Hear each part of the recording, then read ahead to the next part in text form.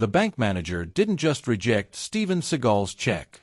He studied it for a moment, then studied Steven. Not his name. Not the amount written on the paper.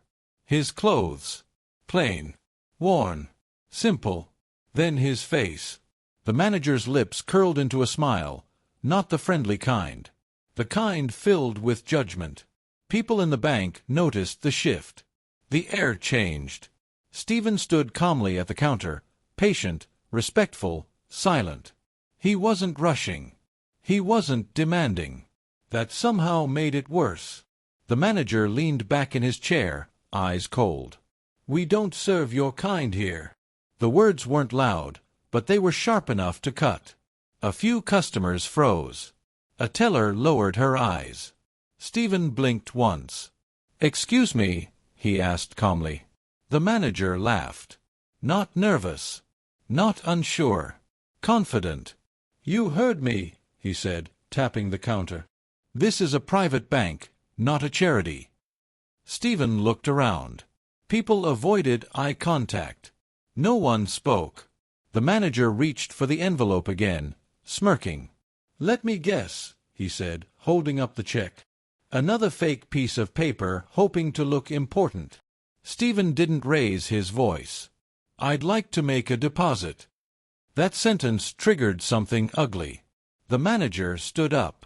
"You people always try this," he said loudly enough for everyone to hear. "Walk in here like you belong." A murmur spread through the room. Phones slowly lifted. Steven said nothing. The manager shook his head in mock disappointment. "I'm tired of this." He turned toward a nearby security desk, then stopped. "No," he said suddenly. "Let's make a point." He pulled out a lighter. Gasps rippled through the bank. Steven watched, calm, unreadable. The flame touched the corner of the check. Paper curled. Ink burned. The manager dropped it into a metal tray and watched it turn to ash. "There," he said smugly. "That's what happens when people don't know their place." The room fell silent. What the manager didn't know, what no one in that bank knew, was painfully simple. The man he mocked for his appearance owned the building, owned the accounts, owned the power, and in the next few minutes, racism was about to cost him everything. Monday mornings at Grand State Bank were always loud. Phones ringing, printers humming, customers lining up with impatience written on their faces. At the center of it all stood Manager Clark. Tall, sharp suit, perfect tie. He liked to believe the bank ran smoothly because of him. Not the staff. Not the systems. Him. Power, to Clark, wasn't responsibility. It was permission. Permission to judge, to control, to decide who deserved respect and who didn't. He paced behind the counter, correcting tellers loudly, making sure customers heard. "Faster," he snapped at a young employee. "This isn't a coffee shop." The teller nodded nervously. Then the front doors opened. Steven Seagal walked in. No tailored suit. No designer shoes. No flashy watch. Just dark jeans, a simple jacket, and a quiet confidence that didn't beg for attention. Clark noticed immediately. His eyes narrowed. He scanned Steven from head to toe, as if measuring his worth. The conclusion came fast. Not important. Not rich. Not welcome. Steven stepped into line, waiting patiently. Clark leaned toward a nearby teller and muttered, "Watch this." When Steven reached the counter, Clark didn't smile. He didn't greet him. He didn't even pretend to be polite. "Yeah," he said sharply. "What do you want?" Steven met his eyes, calm and respectful. "I'm here to deposit a check." Clark scoffed. "This bank isn't a charity center," he said loudly, making sure others heard. A few customers glanced over. Steven remained composed. "It's a business," he replied. "And I'm a customer." Clark laughed. "People like you don't have accounts here." The words hung heavy. Steven didn't argue. "I believe you'll find my account under my name," he said evenly. Clark leaned forward. "And what name would that be?" "Seagal." Clark tapped at the computer lazily, already convinced this was a waste of time. Seconds passed. His smirk faded, just a little. Still, pride held firm. "Nothing comes up," he said, shutting the screen. "Like I said, no account." Steven stayed calm. "I suggest checking again." That was enough. Clark's voice rose. "You don't tell me how to do my job." The room grew tense. A woman in line whispered to her husband, "Why is he being so rude?" Another customer quietly pulled out a phone.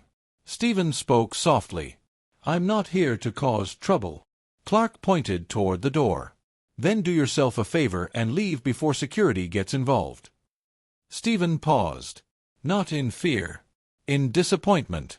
He slowly placed the envelope on the counter. "Just open it," he said.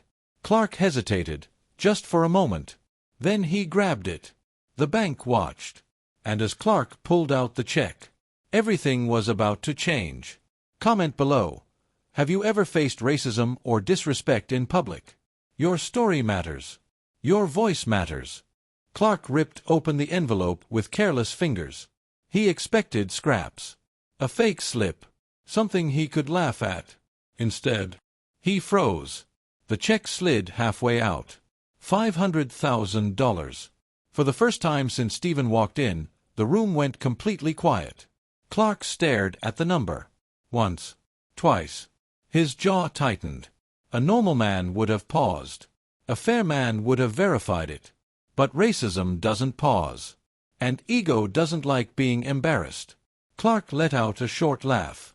"Oh, come on," he said loudly, holding up the check like a joke. "You actually expect us to believe this?" A few nervous chuckles came from behind the counter. One teller whispered, "That amount looks real." Clark shot her a warning glance. "This is obviously fake," he snapped. "Anyone can print numbers on paper." Steven didn't raise his voice. "You can verify it," he said calmly. "That's your job." That word, job, hit Clark like an insult. "My job." Clark repeated, incredulous. "You walk in here dressed like that, waving imaginary money, and you think you can lecture me?" He turned to the customers. "Is this what we're doing now?" he said sarcastically. "Anyone can just stroll in pretending to be rich." Some customers shifted uncomfortably. A middle-aged man whispered, "Why doesn't he just check it?" A young woman quietly started recording.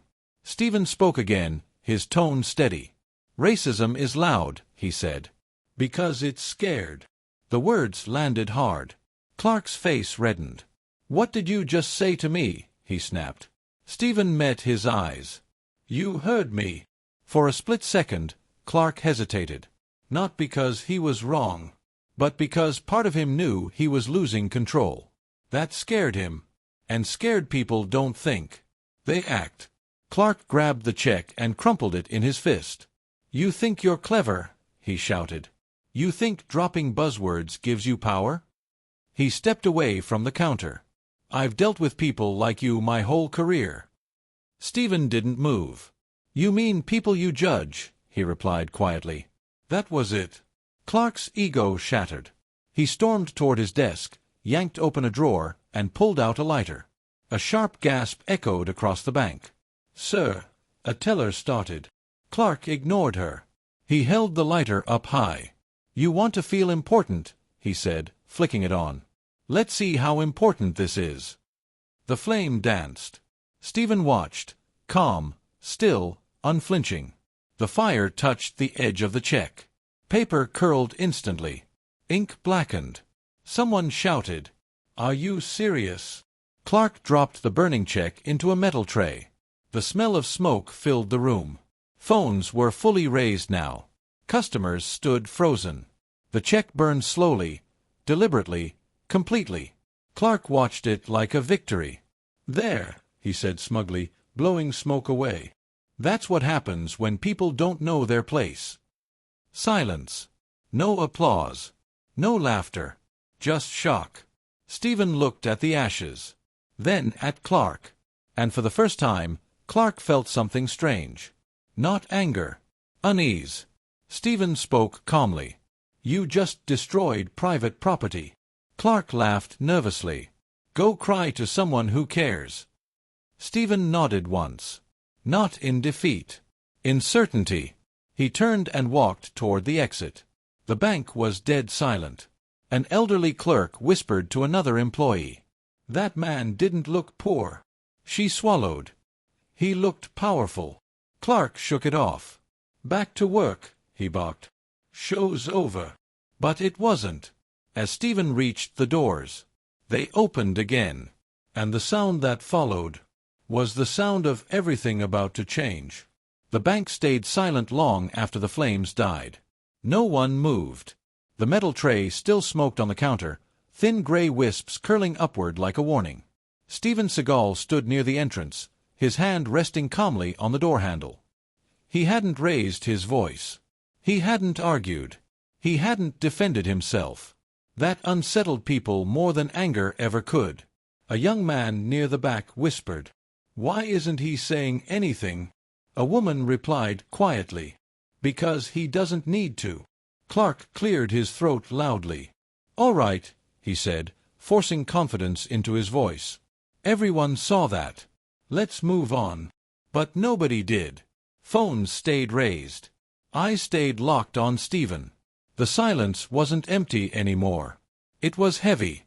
A teller wiped sweat from her palms. Another avoided Clark's gaze entirely. Steven slowly turned back toward the room. Not to argue. Not to threaten. Just to look. His eyes scanned the bank, the customers, the staff, the cameras in the corners of the ceiling. He took it all in. Then he spoke. Quietly. "You don't need money to show power," he said. "Just patience." Clark scoffed, though his voice lacked conviction. "You're done here," he snapped. "Security will escort you out." The guard near the door hesitated. He'd seen everything. Steven raised a hand gently. "No need," he said. "I'm leaving." That calm response struck harder than any protest. He pushed the door open slightly. Outside, traffic moved like nothing had happened. Inside, everything had changed. A murmur spread through the crowd. That manager crossed a line. He burned someone's check. Isn't that illegal? An elderly clerk, the same woman who'd whispered earlier, stared at Steven's back. Something about him bothered her. Not fear. Recognition. He didn't carry himself like someone defeated. He carried himself like someone waiting. Steven stepped forward. Before he could leave, the doors opened again. The sound cut through the tension like a blade. 3 men in dark suits entered. Their shoes were polished. Their posture precise. They didn't look around. They looked straight at Steven. Clark felt a chill. He forced a smile. "Can I help you, gentlemen?" The lead man checked his watch. "We're late," he said calmly. "My apologies, Mr. Seagal." The bank froze. Someone gasped. Clark's smile collapsed. "Mr. Seagal," he repeated. Steven turned slowly. "Yes." The man stepped forward, lowering his head slightly. "The board meeting ran longer than expected," he said. "Thank you for waiting." Clark's heart began to pound. He laughed nervously. "There must be some mistake." The second man spoke. "No mistake," he said. "He's the majority shareholder." The words didn't land all at once. They sank deep. A woman dropped her phone. Another customer whispered, "Oh my God!" Clark staggered backward. "That's impossible," he said. "He walked in like a human," the third man interrupted. Silence. Steven turned to face Clark. "You judged me by my appearance," Steven said calmly. "Not my character. Not my name." He glanced around the bank. "And everyone here saw it." Clark opened his mouth. Nothing came out. For the first time in his career, he had no authority left to hide behind. The elderly clerk stepped forward slowly. "I told you," she whispered to a teller. He looked powerful. Steven took a breath. Not angry. Disappointed. "Leadership," he said softly, "is how you treat people when you think no one important is watching." Clark's legs felt weak. He leaned on the counter. Outside, sirens passed in the distance. Inside, the truth echoed louder. Racism hadn't just embarrassed him. It had exposed him. And this was only the beginning. The room didn't breathe. It felt like every sound in Grand State Bank had been pulled out of the air. No printers. No phones. No footsteps. Just silence. Clark stood frozen behind the counter, his hands gripping the edge like it was the only thing keeping him upright. "Majority owner," he whispered. The lead executive nodded. "Yes," he said clearly. "Mr. Steven Seagal holds controlling interest in this bank." The words echoed. A young customer near the door covered her mouth. Someone else whispered, "So he owns all of this?" Steven didn't smile. He didn't enjoy it. That made it worse. Clark swallowed hard. I didn't know who you were," he said quickly, desperation creeping into his voice. "If I had known—" Steven raised a hand. "That's the point," he said calmly. Clark stopped talking. Steven stepped forward, his footsteps slow, deliberate. I followed him. "You judged me the moment I walked in," Steven continued. "Not by my actions. Not by my words." He glanced at the counter, where ashes still rested in the tray. "But by how I looked." Clark's face burned. "You laughed," Steven said. "You mocked me. You humiliated me in front of strangers." He paused. "And when presented with proof, you chose destruction instead of truth." Clark tried to speak. Steven didn't raise his voice. "You burned my check," he said. "In this bank." The executives exchanged glances. "That action alone," the lead executive said, "violates multiple internal policies." Clark turned to him in panic. "I was handling a disturbance." "A disturbance," the second executive repeated. He gestured toward the customers. "Everyone here witnessed discrimination." A woman stepped forward. "He never caused trouble," she said firmly. "You did." Another customer spoke. "He was calm the entire time." Phones were recording now from every angle. Clark looked around. The room that once feared him now judged him. Steven turned toward the staff. "One person treated me like a human today," he said. Eyes shifted. The elderly clerk's hands trembled slightly. She didn't step forward. Steven pointed gently. "You." Gasps filled the bank. She froze. "Me." "You whispered concern," Steven said. "You questioned injustice." Her eyes filled with tears. I didn't think it was right," she said. Steven nodded. "That's leadership."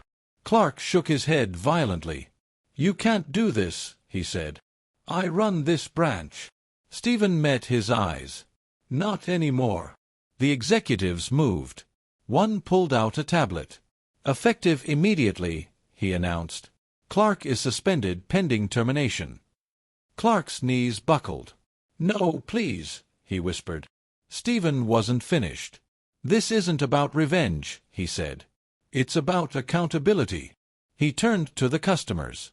"If anyone here felt uncomfortable today," he said, "know this, it ends now." A murmur of agreement filled the room. Steven faced Clark one last time. "You didn't lose your job because of me," Steven said calmly. "You lost it because of who you chose to be." Security stepped forward. Clark was escorted away, not in handcuffs, but in shame. The doors closed behind him. The bank exhaled. Steven looked around once more. "Racism survives in silence," he said. "Today, you broke that silence." The room stood still.